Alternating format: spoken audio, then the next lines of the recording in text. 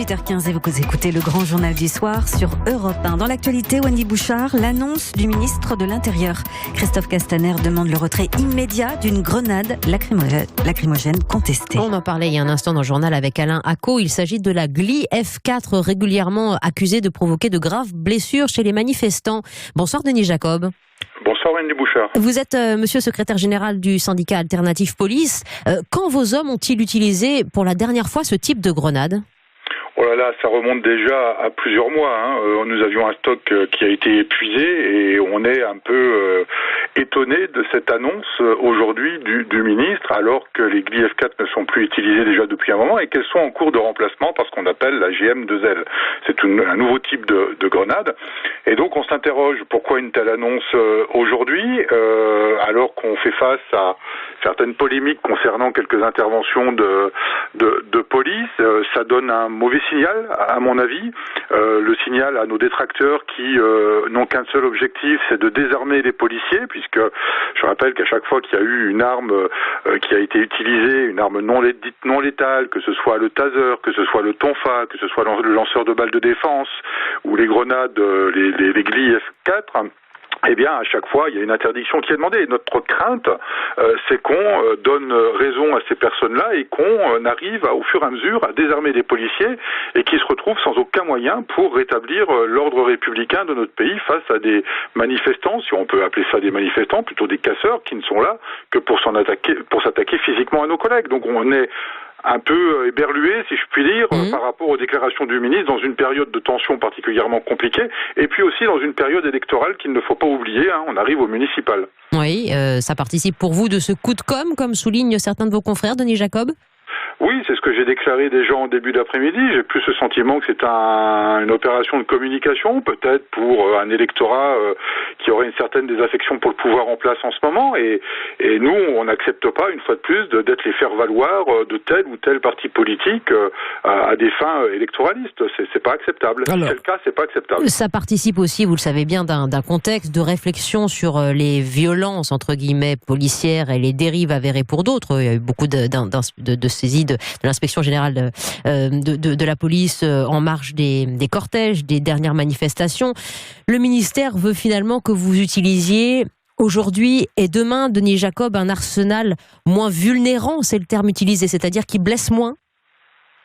Oui, nous, on n'est pas opposés à remplacer les moyens qui sont confirmés, avérés comme dangereux. Nous, ce que l'on dit, c'est que il faut nous donner les moyens de faire le travail qu'on nous demande de faire, parce que je rappelle quand même qu'on nous a demandé de faire du maintien de l'ordre de contact, d'aller directement sur les gens, de procéder à leur interpellation. Et quand on va au contact des gens, ça ne peut pas se passer sans casse, malheureusement, parce que dans la cohue, dans la violence, eh bien, on n'est pas à l'abri d'avoir des blessés. Bien sûr, on peut éviter les grenades qui arrachent les mains. Si on peut, c'est bien, c'est mieux pour tout le monde, j'imagine. Wendy, le problème, c'est qu'on remplace une grenade par une autre grenade. Mais bien sûr. Bon, donc, tant qu'on aura des personnes qui seront inconscientes au point d'aller ramasser une grenade, que vous remplacez la GLI F4 par la GM2L, ce sont des grenades. Qu'elles soient plus ou moins fortes, ça reste une arme. Et donc, si on a des gens inconscients qui continuent à les ramasser, on aura encore des blessés. Donc, c'est un faux débat que de dire je supprime la GLI F4. Nous, ce que l'on dit, c'est que s'il faut effectivement revoir les moyens de la police nationale, eh bien, revoyons-les, pas de souci, mais qu'on nous donne les moyens, malgré tout, de continuer à faire notre travail qui est d'assurer la sécurité de nos concitoyens, mais aussi d'assurer notre propre sécurité, parce que demain, je ne vois pas comment on va pouvoir contenir des black blocs sur des manifestations particulièrement violentes avec un bouclier et un casque. C'est impossible. Et est-ce que ça veut dire, Denis Jacob, que demain, le ministre de l'Intérieur peut faire la même déclaration au sujet du LBD, le fameux lanceur de balles de défense qui avait fait tant polémique. Est-ce qu'on est dans cette logique-là ? Vous employez le mot tout à l'heure, de désarmement.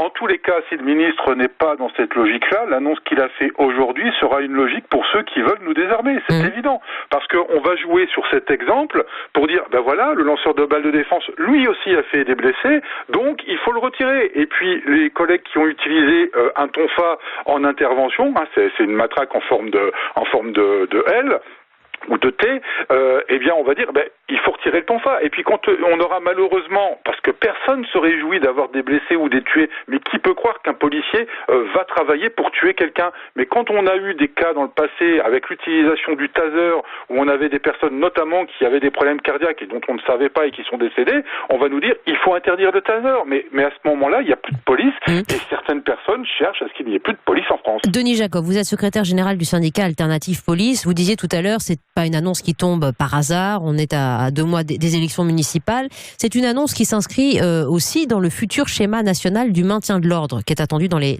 prochaines semaines. Pendant 8 mois, beaucoup d'experts ont travaillé sur le sujet. Qu'est-ce que vous attendez de cette nouvelle philosophie? Est-ce que vous en concevez déjà les lignes du côté de l'exécutif et du côté des partis que vous représentez, police et forces de l'ordre?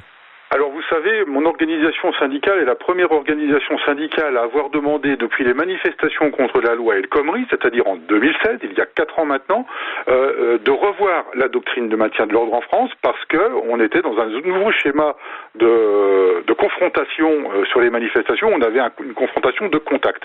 Vous aviez anticipé les derniers combats. Complètement. Mais nous, on n'est pas dans une démarche de dire il faut aller systématiquement au contact et puis avoir des situations de confrontation. On est dans une démarche de désescalade. Nous, c'est ce que l'on dit. Et c'est qu'avant d'intervenir, avant d'aller au contact pour interpeller les casseurs, il faut déjà que vis-à-vis des manifestants en général, on ait une démarche pédagogique d'information claire, nette et précise pour leur informer qu'en cas de problème, eh bien, il peut y avoir des charges de la police et que après, c'est au risque et péril des manifestants qui auraient été préalablement prévenus. Et pour l'arsenal, pour l'arsenal, qu'est-ce que ça change dans cette logique?